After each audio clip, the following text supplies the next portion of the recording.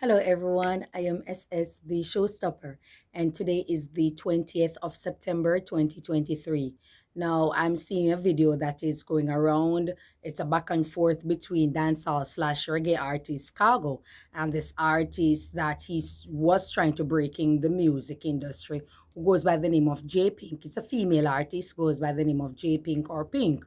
Now, they have been having a constant feud that's going on between both of them. She had accused Cargo of choking her, taking out some vehicle parts or something like that, or vehicle equipment to hit her. And she, has sounded the alarm on the government that he should intervene because Cargo is very violent. He doesn't like women. He doesn't like women.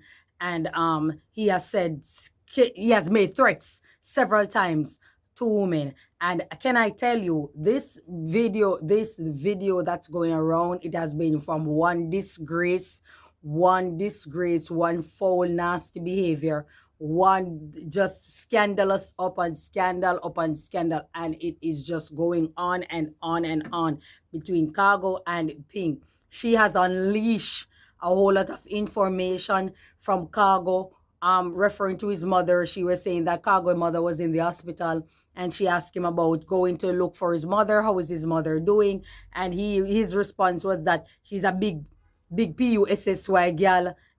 Do not nan.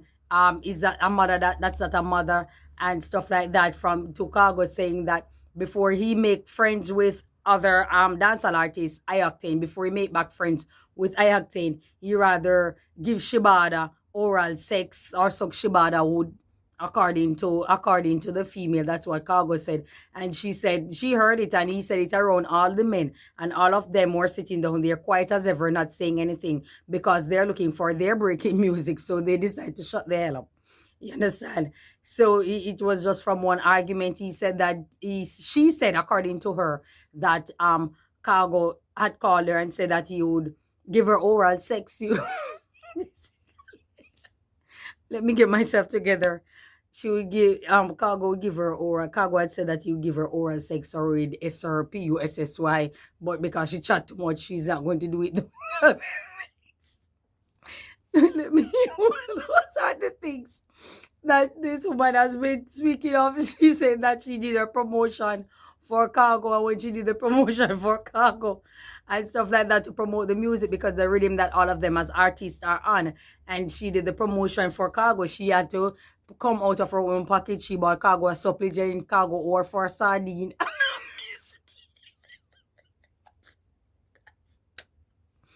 She's saying that Cargo or 14 of sardine and a biscuit right now. Haven't paid her. But basically, what she's trying to say is that she's a hustler from Kingston, and this is how she said she has her vehicle and she sells things from out of her vehicle. Kind of like a strong-minded woman like me that believe in go-getting. Once I see something out there that's marketable, I'm going to sell it. Once I see, it's feasible. I did, some feasibility research, and I realized that this thing is frugal, then I'll try to sell it. That's just so I am, and I'm taking it. That's how she is. So she's speaking of all the things that she sells from underwear and stuff. So here I am giving her a little promo. She sell all this kind of stuff for men and and swimsuits and stuff like that. So she's always a go-getter. She spend her own money to put a bar in Cargo's place, to set up the shelf, to basically stock the shelf. She had used her own money and stuff like that, and it was a part of her daughter's school fee, because she has a little girl that she has to send to school. She's a single mom, so she's doing what needs to be done. She went into music to get a break, and she thought Cargo, one person pulled the other, so Cargo was going to help her out. But she's saying that Cargo really wanted to sleep with her, and because she was adamant that she's not going to sleep with him. She's about music. Cargo is in his feelings, and he's going on, and it's creating problems for her, of which it create a whole lot of disagreement, a whole lot of problems between her and other people because of Cargo and all of that. And it's just one, like I said, it's one disgrace after the other. It's just going on and on and on. They both can't come to any form of respect and stuff like that. But here's my take on it. I stopped following Cargo from, I think, 2013. 2013 or 2014, or between 2013 to 2015. I stopped following Khago. I stopped listening to him. I stopped entertaining him because I realized that Khago really didn't like women. He is the type of person who enjoy disrespecting women or shaming women. And I saw it based on a video clip that he posted, and there was a follow-up to it and another follow-up to it. And I realized that this guy's onto something.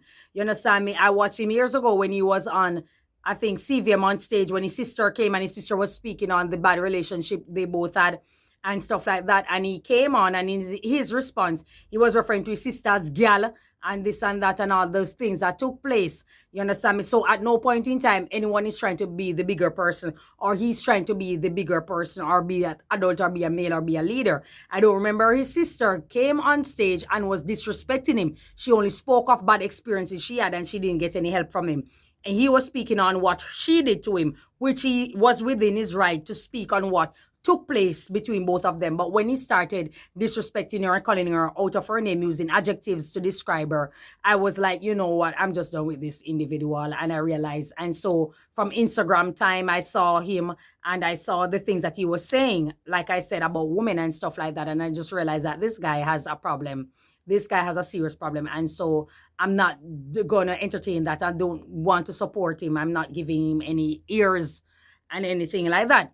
And so with this female coming out and saying, I think she's his match. You understand me? With this female and the things that she's saying, which is really disgraceful. And it's basically, you know, whatever argument they were having or whatever conversation they were having that comes to the forefront. It's one huge disgrace. And I'm thinking that she is her match at all time. Harvest always come. I always tell you about harvest. Whatever you put in, that's what you're going to reap. Whoever you are, you're going to face yourself one day. And I'm just thinking that this woman, she's vulgar. She's comical. She's a bit animated with what she does. You understand me? She has this comical side of her and stuff. So we can laugh about the things that she say because she talks with a heavy accent and all of that. And then she's saying things that are basically, you know, shocking to a lot of us, and the way she delivers a message, it comes off animated. And because of such, she will get an audience. I think she has a calling. People are saying that she should go in comedy and stuff like that, which I may agree. You understand me? But at the end of the day, who she is, whatever it is, and she is, and her message that she's sending and the way she's delivering it, that's exactly how Khago is. So he basically met himself. You understand me? He met himself. And I always say this, that no matter who you are or what you're doing, you have to be careful because you will meet yourself in the future. And so this woman is tearing him down, calling him all sorts of names. And, you know, it's just from one disgrace onto the other. And she's just saying some nasty, foul things. And it's like a revelation. It's like she's exposing him and coming and letting people know that because she didn't sleep with Khago, that's where all the problem lie. She came there, she bring her shorts because time is hot. And I know in those kind of parishes is extremely hot. So if she was actually in Mandeville, yes, the same Mandeville that they say is cool. There are times when it's extremely hot. And St. Elizabeth, which is the hottest parish, basically. So she brought her short summer clothes, basically. You understand? And he's saying that she can't wear it around them because other guys are going to see his goods. You understand me? So he's basically putting a personification to her as if he owns her. And she was like, no, she's not into that. And she's saying that he took ritual baths and all these kind of things. And he's saying that this is to hold the fans, like he's putting a spell, like he's doing witchcraft then to capture the fans, and saying that this is to keep the fans. And he's standing in a pan of water, taking bath. And then he said that she must turn around so he can give her a back shot. A back shot is a Jamaican term for doggy style sex. You understand me? So he's saying that she should turn around and give him back shot and stuff like that. And she said no, because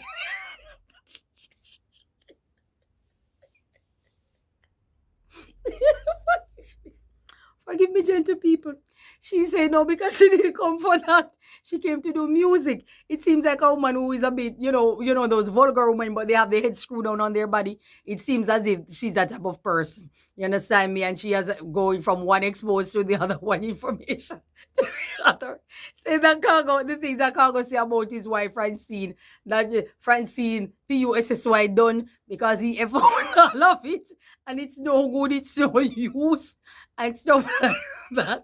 And you know, those are the things that that he was basically saying about Francine and that she's almost 50 years old and he doesn't want no Oluman. That's what, according to her, Khago was saying to her. And she was saying that, no, that's her wife and whatever the case may be. She's a nice lady, which we have seen ourselves that this woman is really a nice woman. You understand me? That I'm not going to take from her. I don't know anything about that woman's vaginal cavity, so I can't speak on it. I just know that based on what we've seen and how she had assisted him, we know that she's a really nice individual.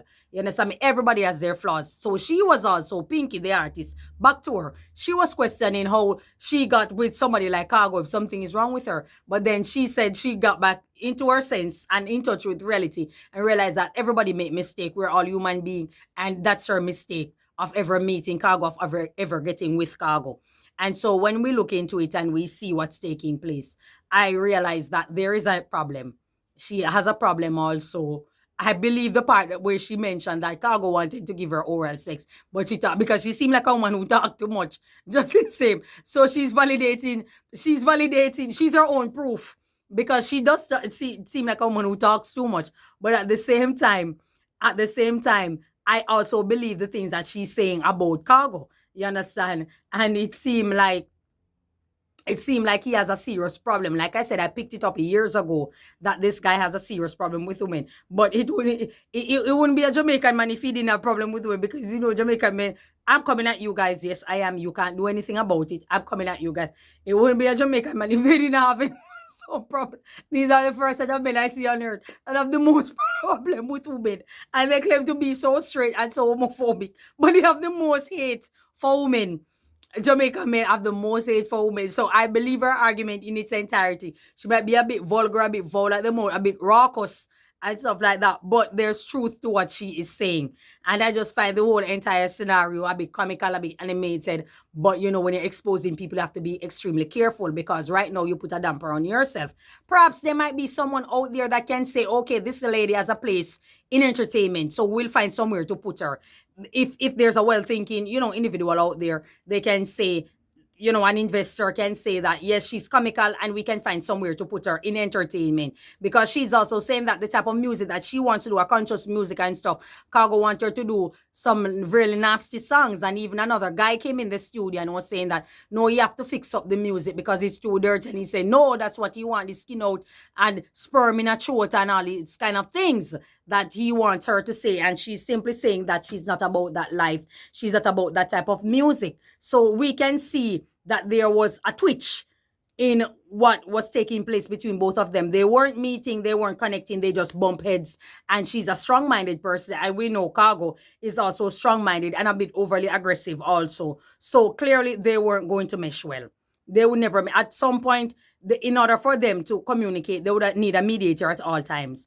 And that's basically what I see from it. I believe her argument that she said that about the studio and he wanting to sleep with her, because we have had that experience as women. I do music also. I'm in entertainment. I have seen it. I've experienced it. I told so many stories about my experience when I was in music. The harassment was just a bit too much. You understand me? And even though people are saying that when this person spent, nobody was spending on me. I used my own money. It was my own money that was funding every single thing from A to Zinc.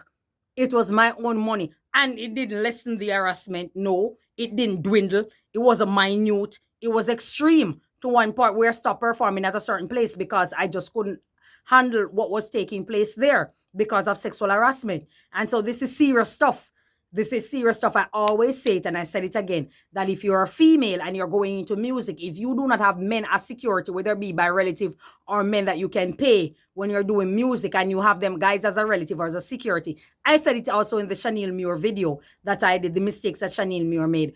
I said it also, if you don't have that type of strong persona, personality behind you, backing you, these individuals that are backing you as security, as protectors, don't do music.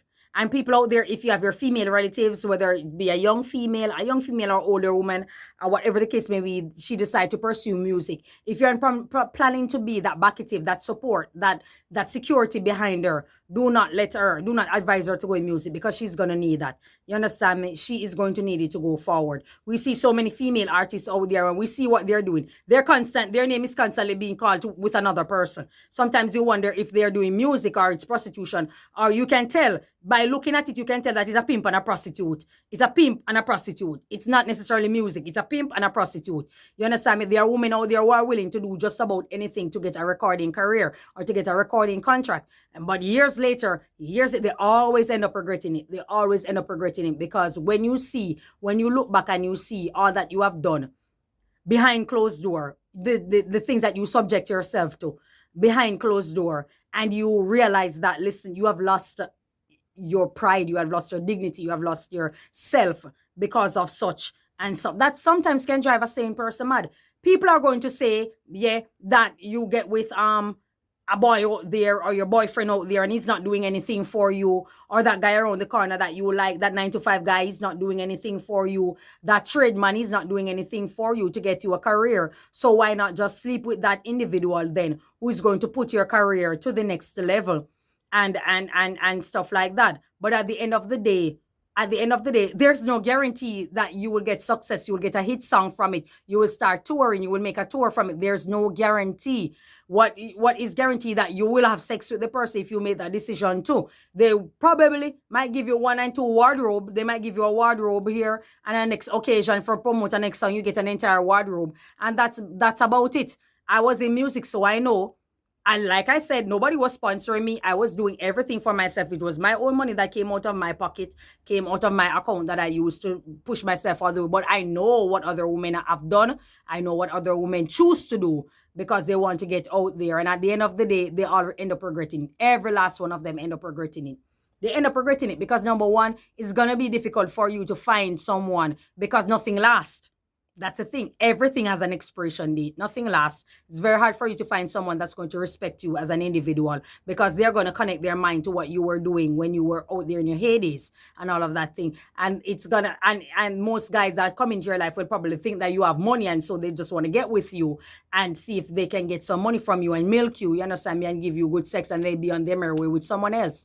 And that's about it. So you have to be careful of what you are doing. It can put a damper, this exposing that she's doing. She has to speak her truth, but I think it should have been said in a wholesome way. For example, there are so many media platforms out there, like On Stage, like Entertainment Report, all of these platforms out there, that she could have used it and strategized so she can push her music at the same time. I don't know what are the contractual details, if it's Khago, who is the executive producer, or who is the owner of the recording that she did, or whatever the case may be, or it's a 50-50 wherein she can promote her song, she can promote the music, while doing an interview. I thought that was a great approach. It's not too late still, so if she's watching this video, she can see it, or someone can pass it to her. And guys, it doesn't hurt if you can recommend or share my video. It doesn't hurt, okay?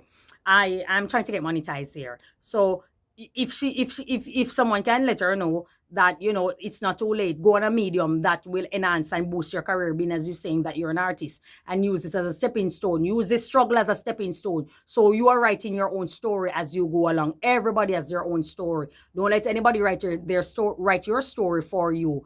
And it's difficult, it's hard as women. And this is one of the prime examples I always speak on, that these are things that women go through when they're pursuing music. It's never easy. It's difficult because they have to subject themselves to so many things as women. We have to subject ourselves. We don't have to, but we're going to be on the outside. We're just not going to be in music.